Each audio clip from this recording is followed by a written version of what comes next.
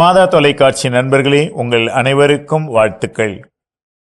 வெற்றி நமதே என்ற இந்த தொடரிலே வெற்றி பெறுவதற்கான ஒரு சிறிய யோசனையை இன்று உங்களுக்கு சொல்லட்டுமா?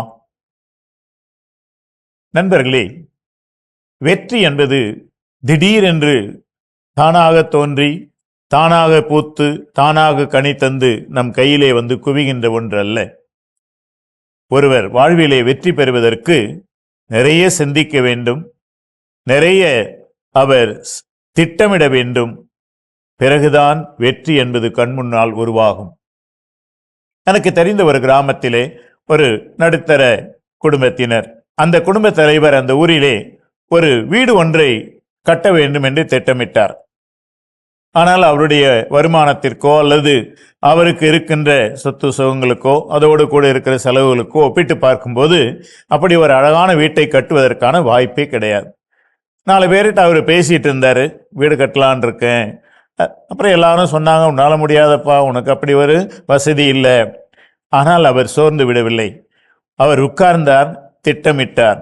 நிலம் ஏற்கனவே இருக்கிறது, பிறகு அதற்கான வழிகள், பணத்திற்கான வழிகள், வேலை செய்வதற்கான ஆட்கள், யார் யாரிடத்திலே என்னென்ன திறமைகளை அவர் பெற முடியும், எந்த விதத்திலே யார் அவருக்கு உதவி செய்வார்கள், யார் அவருக்கு கை கொடுப்பார்கள், எல்லாவற்றையும் ஒரு 6 மாதங்கள் திட்டமிட்டு வேலையை தொடங்கினார். வேலையை தொடங்குற நாளில் என்கிட்ட ஃபாதர், நான் வீடு கட்ட போகிறேன், என்னுடைய வேலையை நீங்கள் ஆசீர்வாதம் பண்ணி தொடங்கி வைங்க அப்படின்னார். நானும் போயிட்டு ஜெபமெல்லாம் சொல்லி இந்த வேலை நல்ல முடியணும்னு சொல்லி கடவுள்கிட்ட வேண்டிக்கிட்டு அன்று மாலை நேரத்தில் அவர் திருப்பி வந்தார். எப்படிப்பா திடீர்னு இத்தனை லட்சம் ஆகக்கூடிய ஒரு வேலையை எப்படி தொடங்குனீங்க? உடனே அவர் ஒரு பேப்பர் எடுத்து அப்படியே காட்டினார். பாருங்க, இந்த பேங்க்ல இவ்வளோ கடன் கொடுக்குறேன்னு சொல்லியிருக்காங்க, இந்த கான்ட்ராக்ட் எனக்கு இந்த விலையில இந்த அளவில் கட்டி கொடுக்குறேன்னு சொல்லியிருக்கார். ஒரு பெரிய பட்டியலே காட்டினார். இவங்கவுங்க இந்த வேலையை இவ்வளோ செய்வாங்க, அதனால் என்னால் இது முடியும், நான் நம்புகிறேன், அதனால் முயற்சி பண்ணுறேன் ஃபாதர். 6 மாதங்கள் திட்டமிட்ட வேலையானது 8வது மாதத்திலே முடிந்தது. புது வீடு மந்திரிப்பதற்கும் நானே போயிருந்தேன். நண்பர்களே, ஒன்றை கற்றுக்கொண்டேன் அவரிடமிருந்து.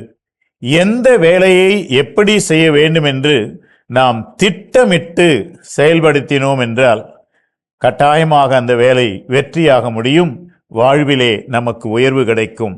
வெற்றியோடு வாழ உங்களை அன்போடு வாழ்த்துகிறேன்.